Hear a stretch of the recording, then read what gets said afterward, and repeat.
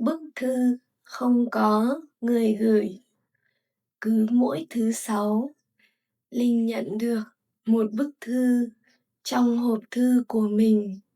Không có tên, người gửi, không có địa chỉ có tên cô ấy, được viết bằng nét chữ rất đẹp. Bên trong luôn là một tờ giấy nhỏ với một câu duy nhất, lời khen ngợi về điều gì đó cô ấy đã làm trong tuần đó.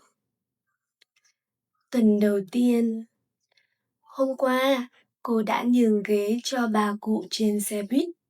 Điều đó rất đẹp. Tuần thứ hai, cô đã ở lại làm thêm 2 tiếng để giúp đồng nghiệp mới. Cô thật tốt bụng.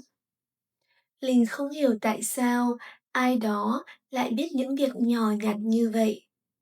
Cô bắt đầu cảm thấy bất an. Có ai đó đang theo dõi cô không? Căng thẳng dần tăng lên. Linh đặt camera nhỏ ở gần hộp thư. Cô chờ đợi một tuần. Sáng thứ Sáu, cô mở video ra xem, nhưng camera chỉ ghi lại hình ảnh của chính cô ấy. Mỗi ngày đi ra lấy thư, không có ai khác.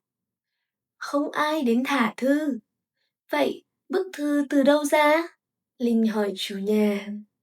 Ông ấy ngập ngừng rồi nói. Thật ra, hộp thư số 12 của cô bị đổi sang số 21 từ tháng trước.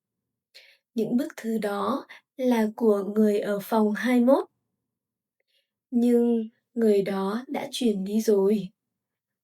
Linh chạy lên phòng 21. Cánh cửa mở.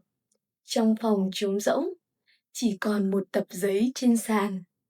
Tập giấy đó là nhật ký của một người đàn ông tên là Minh. Người đã sống cô đơn trong nhiều năm. Ông ấy có thói quen ngồi bên cửa sổ và quan sát cuộc sống bên ngoài.